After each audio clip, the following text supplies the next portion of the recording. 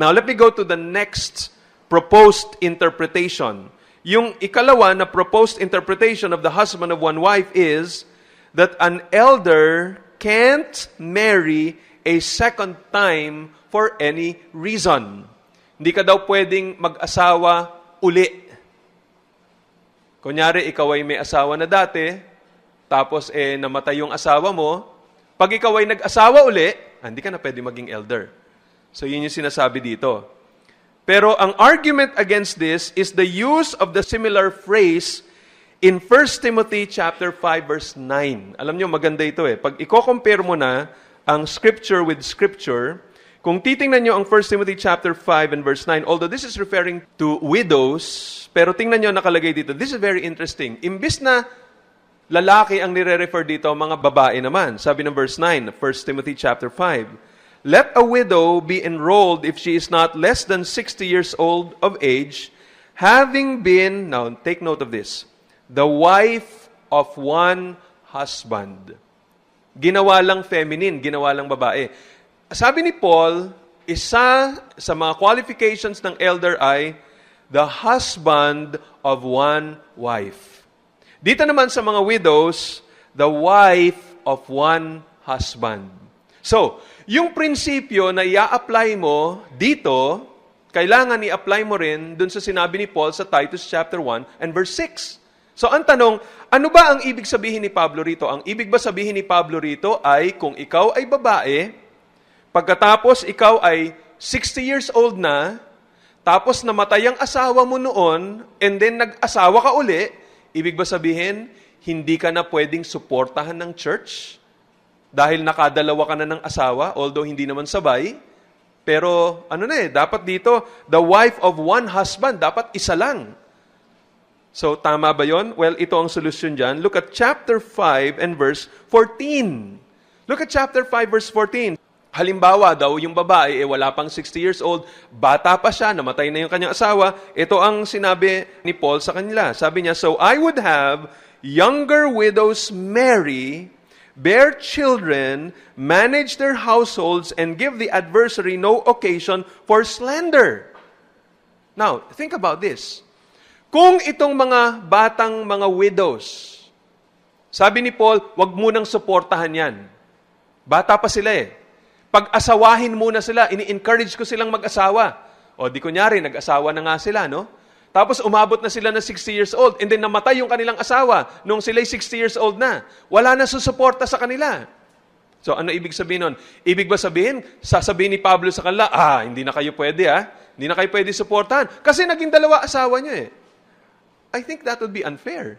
Nung bata pa nga sila na widows, sabi ni Paul, mag-asawa kayo.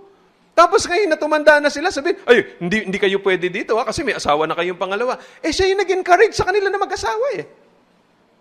Kaya kung ganun ang ibig sabihin nito, nung sinasabi rito sa 1 Timothy chapter 5, sabi dito, she has been the wife of one husband, mukhang ang pinapakita nito, kung i-apply mo rin ito sa Titus chapter 1 verse 6, pag sinabing, he must be the husband of one wife, it does not mean na isang beses lang mag-asawa, tas nung namatay, nag-asawa ulit, disqualified na siya. It could not mean that. No, pinapayagan ng Panginoong Diyos. There is nothing in Scripture that forbids remarriage. Pinapayagan ng Panginoong Diyos ang remarriage in certain conditions. Ano yung mga conditions na yon? Well, isa, pag namatay yung asawa mo, pwede kang mag-asawa. Hindi yung kasalanan. Romans 7 verse 2 and 3 says, thus a married woman is bound by law to her husband while he lives, but if her husband dies, she is released from the law of marriage. Accordingly, she will be called an adulteress if she lives with another man while her husband is alive. But if her husband dies, she is free from that law. And if she marries another man, she is not an adulteress. Pinapakita to, pwede kang mag-asawa muli pag namatay yung asawa mo. Of course, kailangan mo lang pag-isipan na mabuti. Hindi naman yung kamamatay pa lang ng asawa mo, 1 buwan pa lang, nag-asawa ka na uli. Siguro, medyo palipasin mo muna ng panahon, no? Para naman hindi pinapakita na baka nilason mo pa yung mister mo, kaya siya namatay. No? Now, that's just in normal circumstances. Hindi yun masama. Now, another, 1 Corinthians 7 verse 39. Sabi doon, a wife is bound to her husband as long as he lives, but if her husband dies, she is free to be married to whom she wishes, only in the Lord. Yun na naman. Parehong prinsipyo na sinabi ni Pablo. Kahit sino, pwede mong pakasalan pag namatay na yung asawa mo, as long as that person is a Christian. Yun lamang ang qualifier na sinasabi dito, kailangan siya ay mananampalataya. Since God honors remarriage after the death of a spouse, Paul could not have been prohibiting all remarried men from serving as elders in Titus chapter 1 and verse 6. Okay, now let's go to the third proposed interpretation. Another proposed interpretation is that Paul was prohibiting divorced men from serving as elders. Ngayon, ito sa atin, hindi masyadong siguro na pag-iisipan ng mga mananampalataya itong issue na ito, pero sa Amerika, pinag-iisipan to ng mabuti kasi meron talaga silang divorce. Legal yun sa kanila. Pinapayagan yun sa kanilang batas. Pero sa atin, bawal yun. Yun ba yung sinasabi ni Pablo nung sinabi niya na the husband of one wife? Ang ibig ba sabihin nun, halimbawang nag-divorce ka at nag-remarry ka, hindi ka na pwedeng maging elder. Well, again, if Paul were referring to divorce, he could have clarified the issue by saying, an elder must be a man who has never been divorced. Plainly, sinabi na lang niya yun. Pagka ang ibig niya sabihin, hindi pwede yung na-divorce. But even that statement would pose problems because the Bible teaches that remarriage after a divorce, pakinggan niyo na mabuti ito, it is within God's will under at least two circumstances. So again, uunahin ko muna yung ano ba sinasabi na salita ng Panginoon Diyos. Meron bang suporta ito sa Scripture o wala? Okay, so tingnan ninyo. Matthew chapter 5 verses 31 and 32. Matthew 5, 31 and 32. This is a very important passage tungkol sa issue patungkol sa divorce and remarriage. Kasi ito ang una na nagpapakita that divorce and remarriage is acceptable when one partner commits continuous sexual sin. So ito ang isang sitwasyon na pinapayagan ng Panginoon ang divorce at remarriage. Pakinggan nyo, Matthew 5:31 and 32. It was also said, whoever divorces his wife, let him give her a certificate of divorce. But I say to you, that everyone who divorces his wife, except, underline na yun, except on the ground of sexual immorality, makes her commit adultery. Whoever marries a divorced woman commits adultery. So, ang sinapakita rito is, ang katuruan o ang uso noon sa mga Hudyo ay ganito. Merong loose interpretation patungkol sa law nila. Akala nila na you can divorce your wife for any reason at all as long as you go through the legal processes. Kailangan may certificate of divorce, kailangan may kasulatan, kailangan gawin nating legal ito. Sabi ni Jesus Christ, mali yun. Hindi dahil legal yung proseso, hindi dahil may papeles, hindi dahil may agreement kayong dalawa, o pinag-usapan nyo ng mabuti ito, o binayaran mo yung babae, o nag-claim ka, kumuha ka ng isang psychiatrist para sabihin ng isa na siya ay siraulo o ganito, kaya may valid reason ka para i-divorce yung asawa, pwede yun. Hindi dahil nagamit nyo yung batas para pagtaguan yung moral issue, pwede yun. Hindi pwede yun. Sabi ni Jesus Christ, kung ang dahilan ng iyong pag-divorce o pag-separate sa iyong asawa, kahit anong bagay nilang except, gumamit siya ng isang exception clause. Sabi niya, except for this, except for sexual immorality. Pagka hindi yun ang rason mo, kaya mo siya dinivorce at ikaw ay nag-asawang muli, you are committing adultery. So, ito yung dapat na maintindihan natin rito. So, pinapakita rito, meron palang exception rule. Meron, kunyari, ikaw ang innocent party. Minamahal mo talaga yung asawa mo, ginagawa mo lahat ng bagay, faithful ka sa kanya, pero siya pa rin, mahilig sa lalaki. Iniwang ka niya. Pinagpalit ka niya doon sa best friend mo. Nyari, ganun na nangyari na minsan na naririnig natin. O yun na nangyari, ano ngayon? Ikaw ba, pagkatapos ng pagdadalamhati mo, 5 taong ka ng masamang-masama ang loob mo, pero eventually nag-asawa ka uli, dahil iniwan ka ng asawa mo, mali ka ba? May kasalanan ka ba? Wala kang kasalanan. You're the innocent party. Pinapayagan ng Panginoon Diyos on the basis of this, na ikaw ay matuloy yung divorce na yon. It is valid in the eyes of God, although hindi yun ang perfect will ng Panginoon. Ayaw ng Panginoon Diyos ang divorce, pero pinapayagan niya, He is permitting that kind of situation and allows you to be remarried.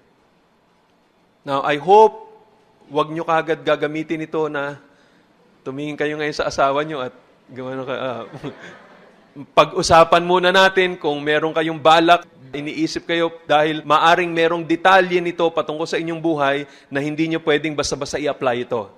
Kailangan upuan muna to with a biblical counselor to really find out. Baka mamaya, kayo naman ang kadahilanan kung bakit iniwan kayo ng spouse ninyo.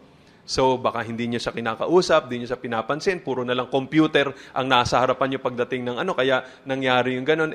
Kailangan may repentance din on your part na kailangan yung pag-isipan ng mabuti. So, what we're talking about here is, generally speaking, we're talking of a person who can really be considered the innocent party. And then yung spouse mo nag-commit ng adultery. And I think it was Chuck Swindoll who even said, ang ibig sabihin itong sexual immorality dito is unrepentant, adulterous relationship. You're not just talking of a one-time adultery. You're talking of a person after nahuli mo na siya, kinonfront mo na siya, ayaw niyang magsisi.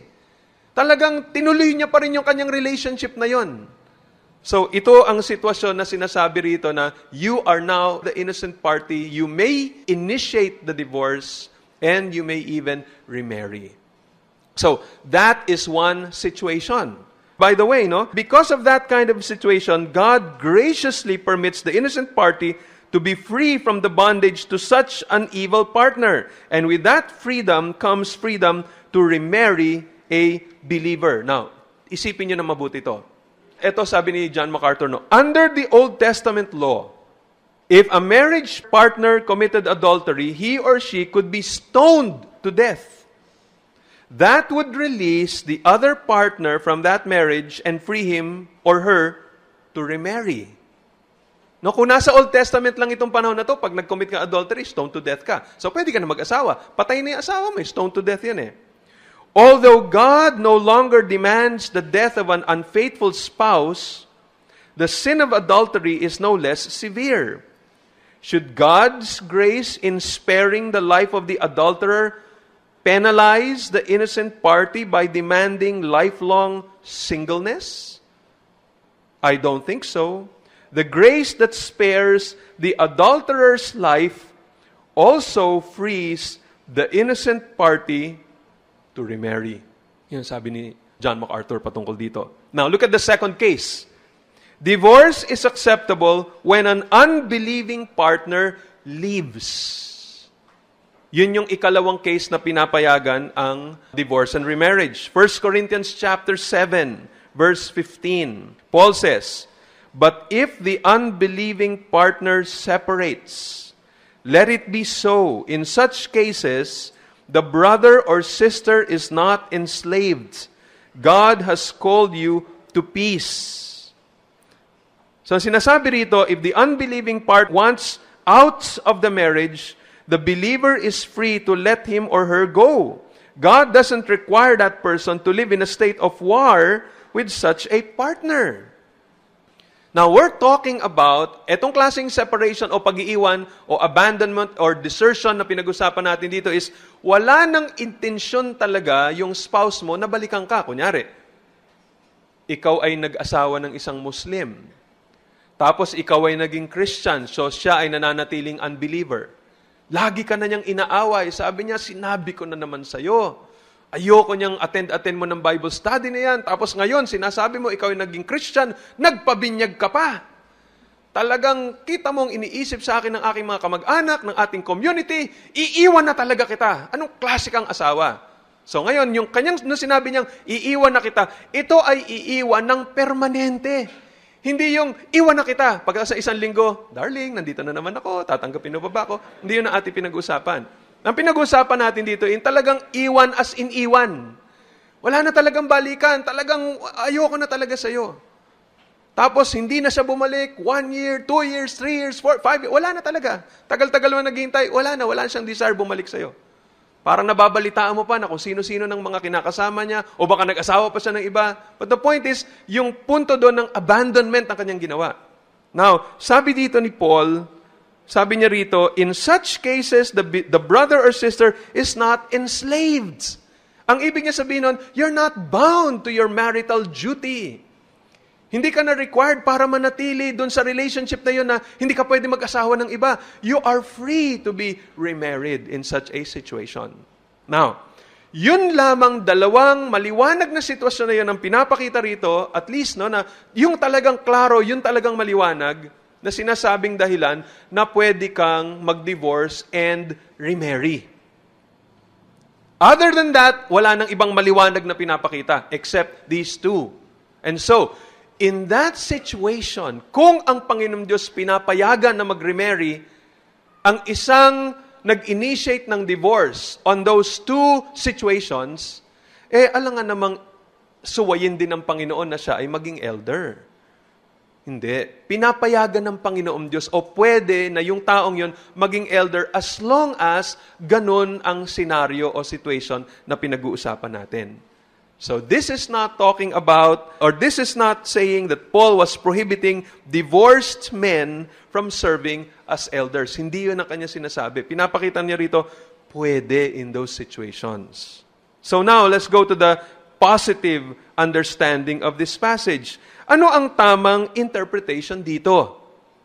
Well, I think included dito ang polygamy. This forbids polygamy. Although there are others who say, hindi kasama yung polygamy dyan kasi nung time daw ni Paul, hindi na daw uso yung polygamy. So Paul did not need to address that. Yung Romans daw at saka mga Jews, di daw uso sa kanila yun. But again, I would like to believe itong si D.A. Carson again in his commentary regarding this.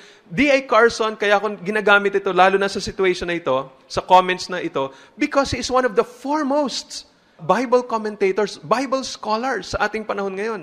He does extensive studies regarding itong mga ganitong situation and he's really a Bible scholar regarding New Testament. What does he say? Ito sabi ni D.A. Carson, pakinggan nyo lang. Sabi niya, it can be shown, sabi niya, that there was more polygamy in the first century than some people think, especially in the strata of society where people felt above the common rule. Kumukontra siya dun sa position nila John MacArthur at ng mga iba pa, itong si D.A. Carson. Pero ito yung kanyang pananaw. Sabi niya na mas maraming cases ng polygamy kaysa nalalaman ng iba. Sabi niya, Herod, for example, Herod the Great had 10 wives. Now, he didn't have them all at once because he murdered 2 of them, but he had several at a time. But in the aristocracy and in the borderlands of the empire, places like Lystra, polygamy was not all that uncommon. If you go to Africa today, you discover that in some tribes, polygamy is still not all that uncommon. The more power you have, if you are the chief, for instance, the more likely it is that you have a plurality of wives. The number of wives is connected with your public persona. It's almost bound up with the office. So if you're a chief, you're likely to have 4 or 5 wives. For a start, you can afford them. In such a culture, polygamy almost seems to be a kind of leadership qualification. But in the church, it's the reverse. Polygamy disqualifies you from leadership. Dagdag pa niya, suppose a Christian witness moves into one of these tribes today. O kunyari, isang Christian nagpunta sa tribe ng mga Tibuli. Into one of these tribes today, and large numbers of the tribe, including the chief, become Christians. Does the chief of the tribe become chief of the local church? Not according to Paul. That is precisely what is ruled out. Just because you are a chief in the secular world doesn't mean you are automatically entitled to be chief in the local church. So far as the precise matter Paul treats here is concerned, the matter of polygamy, polygamists are simply ruled out. One of the reasons is that in the Bible, marriage is presented not only as a social institution, but as a model, a type of the relationship between Christ and His bride, the church. And Christ does not have many brides, many churches. Marriage is a type of the relationship between Christ and His people, the church. So there is something to be modeled about Christ and the church by husband and wife, and thus by a marriage structure characterized not only by fidelity and integrity, but also by monogamy. Ibig sabihin, isa lang, isang lalaki, isang babae sa isang kasalan. In any case, Paul rules out the polygamist from being pastor, overseer, elder. I agree with him. Aniniwala ko na kasama ito sa sinasabi rito ni Pablo. A husband of one wife. Ibig sabihin, hindi pwedeng sabay na dalawa asawa mo. Kaya ito magbibigay kagad na liwanag pag pumunta tayo sa mga tribo dito sa Pilipinas. Na parang, ang ganda nga na sinabi dito ni D.A. Carson maraming mga tribo pa rin ngayon na parang naging leadership qualification mo, meron kang karapatan na maging leader ng tribo pag mas marami kang asawa. Kasi ibig sabihin, mas makapangyarihan ka, mas mayaman ka, mas malakas ka, ay ikaw leader namin. Abay, nakakabilib, ano? Aba, ang daming asawa, 100 ng asawa, yan ang dapat leader natin. Sinasabi ni Pablo, mali yun. Pagdating sa iglesia, a husband of one wife. Isa lang. Hindi pwedeng sabay-sabay ito. Pwedeng, kunyari, naging 3 asawa, pero namatay muna yung una, tapos nag-asawa ka uli, tapos namatay uli, nag-asawa ka uli. O yun. Di ba? Meron naman sa Bible nun. Inabot nga ng pagkarami-rami. Pwede naman mangyari talaga yun. You read in Bible, in Christian history, merong mga very godly men na tumanda na lang pero namatay yung kanilang first wife, tapos nagkaroon sila ng second wife, nagkaroon pa ng third wife. It is possible. Okay, now, ano pa? Dagdag pa rito. Although this includes polygamy, it is not confined to polygamy. At least siguro with this, mas naliwanagan tayo kung ano gustong sabihin ni Pablo. And more than this, I think this is very good para sa mga tribo na mga nagiging Christians dito sa ating bansa. This is a relevant issue. This is an issue na taken for granted pagdating ng mga Christian ministries or Christian work in the tribes. Just exactly yung tulad ng binanggit ko sa if I'm not mistaken, meron akong mga nakausap who belong to the Tibuli tribe or to other kinds of tribes here in Mindanao. Ewan ko sa iba. Pero normal sa kanila na maraming mga asawa. If you become a Christian, kahit na ikaw pa ang chieftain ng lugar na yon at marami kang asawa, pero pagdating sa iglesia, you are automatically disqualified from being an elder or a pastor of the church. You may be godly, okay lang yon, but still, because of that standard and qualification, you are disqualified. Kaya sana pag-isipan natin ito again, ang desire natin, nuulit ko, no? This again establishes the principle. Hindi tayo ang nag-iimbento ng standard. The principle of sola scriptura must remain. Final authority ang Bible. Kung ano sabi ng Bible, yun ang masusunod. Maaaring sabihin iba, hindi pwede, wala na kasing iba, wala nang ganito, walang ganyan. Si ano na lang, yung pinaka-chieftain na lang natin ang gawin nating elder. Again, we must follow what the Bible says.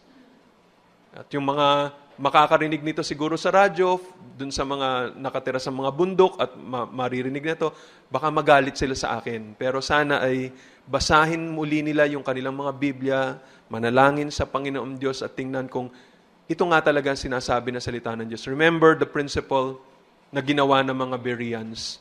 They always checked Scripture to find out kung yung mga tinuturo ni Apostle Paul o ng sino mang apostol ay tunay na galing sa Panginoon Diyos o galing sa Biblia o hindi. Tayong lahat, let us become students of God's Word. And when we see it in God's Word, let us apply ourselves to fully obeying what God says in His Word.